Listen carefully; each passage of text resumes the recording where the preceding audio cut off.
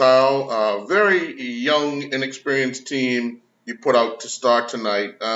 What was the plan and the reasoning behind so many changes? Uh, I had, for us to qualify for the World Cup was going. So players that have been in our sport, we had to have a look at them. We had to see what they were capable of doing. So that was Azande Ferbert, Dietrich Bow, Reese,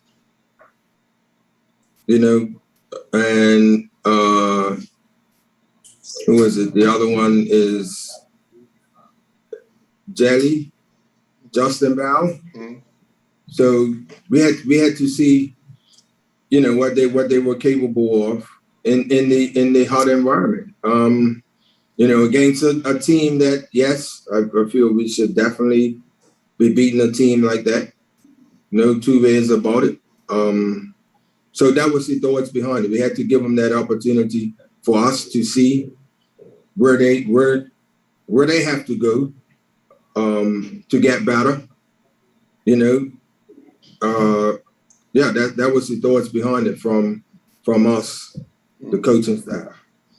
In the game, we struggled down the middle at the back. We didn't really have any height to challenge, even from the corners in the first half and the corners in the second half. I don't think we won many there. Was that a cause for concern for you? Yeah. Corners, they were dangerous from their set pieces. We couldn't get throw-ins halfway in our box because one of their players would drone the ball into our box. We had to defend it. We didn't concede the goal like that, but what we talked about, that their center forward, they had two players that were prepared to run in behind for them, and they will play that ball. I mean, we spoke about that before the game. We got caught flat-footed there, and he finishes. And, I mean, to be honest, Cayman could have scored a few goals. I'm not hurling any punches about that. They could have scored a few goals. Detroit made a couple good saves in there. But collectively as a group, we weren't nowhere near the races. What's your thoughts on Cole scoring his first international goal? Well, it's always good to score your first goal. That's one that's off his back now. As a player, he stepped up and he managed to put it in back of the net for us. Something that we were saying, opportunities to get the ball in that wide space area, the half space area, and just flash it across the face of the goal. It was on all night, but for some reason, we just would not do that.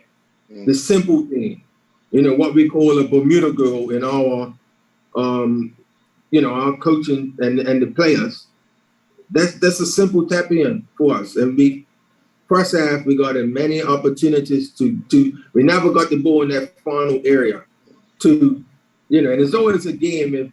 If they score first, then the game becomes very difficult for us the longer it takes for us to score.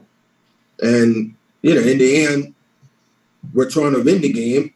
And they're trying to win it as well. And credit to them. They put in a shift. They had 5 or 6 of their players getting on credit. They gave it out their all. Their players walked off the pitch there, and every single player that played for them tonight gave it their all. Our quality was not good enough, but that's a standard that they played at tonight to get a draw and possibly should have won the game. Sam? Well, just try and wrap up for me the campaign as a whole. Obviously, people would have probably suggested qualification was tough from the outset, but just try and sum up the campaign as a whole for you. And have you seen enough from certain players in the squad that you feel you can carry on through with to following qualifying campaigns? And have they done enough to show you that you can sort of rely without some of the other senior players that weren't available this time around?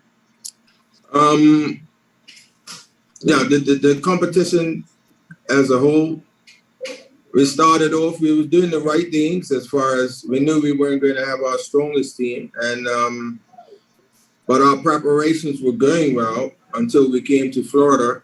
You know, we picked up COVID cases, and from there, it became an absolute nightmare for us. You know, so it was the tournament itself was just a real non-starter. I mean, some of the things that we had to go through, the association had to go through, the players had to go through. So we were handicapped in that department from COVID, not allowing us to train when we first came back from Florida, the first trip that we took to play Bahamas. So, you know, we take 2 weeks off there when we should be gaining momentum, and you know that's a killer for it. So from losing the first game against Canada, it's an uphill battle for us.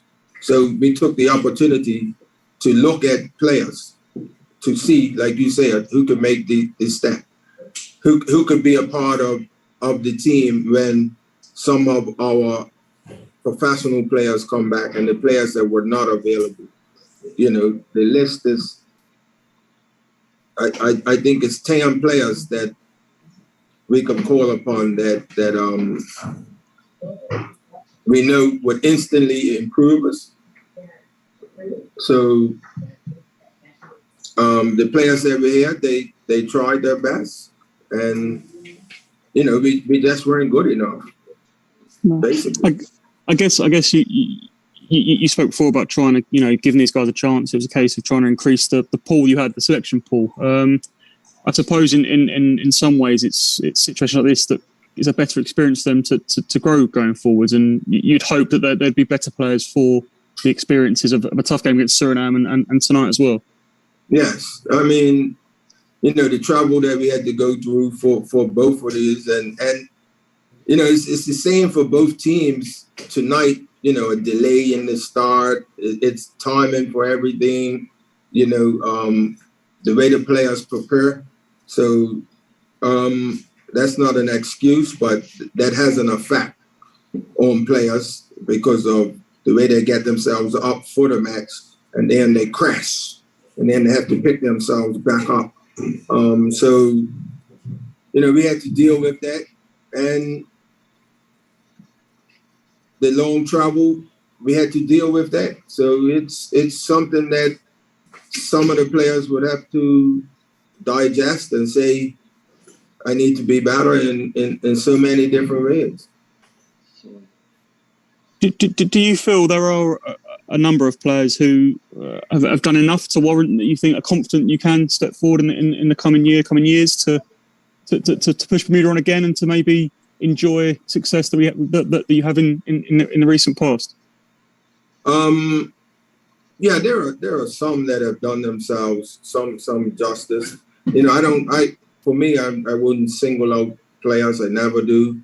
And as a unit, you know, we need to improve as a unit. We definitely need to improve in order for us to be ready for our next adventure, which is trying to qualify for the Gold Cup. You know, we know our last two performances are nowhere good enough. Nowhere good enough. Yeah. Looking ahead at the game against Barbados, what do we do in the weeks ahead to ensure, one, everybody's ready, two, we're at our best, we could get the best out of the players on the given date? Yeah, our next game is our biggest. This is going to be my biggest game as coach of Bermuda, I feel. The next match that we play. We made it to that Gold Cup before as underdogs. You know, we sort of snuck under the radar, but teams know about us now. So everybody's knows that playing Bermuda is going to be a difficult game. You know, we have our full strength team. It's going to be a difficult game. And for us as coaching staff, we need to make sure that we are 100% clear on how we are going to approach this game. You know, I know the players that are coming in, and I know what to expect from them. So we have to quickly assess them and see where they are, as far as some of them have been playing this season, just finishing, and some of them have not played. So we have to quickly assess that. And, you know, from now on going in, everything that Barbados has done, we analyze and we put our tactics in play for that game right there. Everything goes in for Barbados, sorry. Yeah, I mean, because if they've been scouting us over our last two games, that's not the team that we're going to play. I can tell you that right now. Yeah, that is not the team that Bermuda's going to put out in the next round. There will be players that were hurt that will be there, but that is not the team. The road is tight to get to the Gold Cup this time around with back-to-back qualifying games if we're successful. How do we ensure that we maximize everything, to prepare for that? Because obviously it'll be yet another long layoff, or what we consider a long layoff of what is it, 2.5 weeks? Just short of 3 weeks. Right. That's sort of 3 weeks. Yeah, but it's a quick turnaround if we're successful against Barbados. Yeah, so the players that are left in Bermuda right now, they are back training. They're training. They've been training while we've been away. And, like I said, we're looking to restart. We got clearance from the government, providing everyone gets back on the island COVID-free, which we have had since we've been on this tour. And, we start again on Saturday.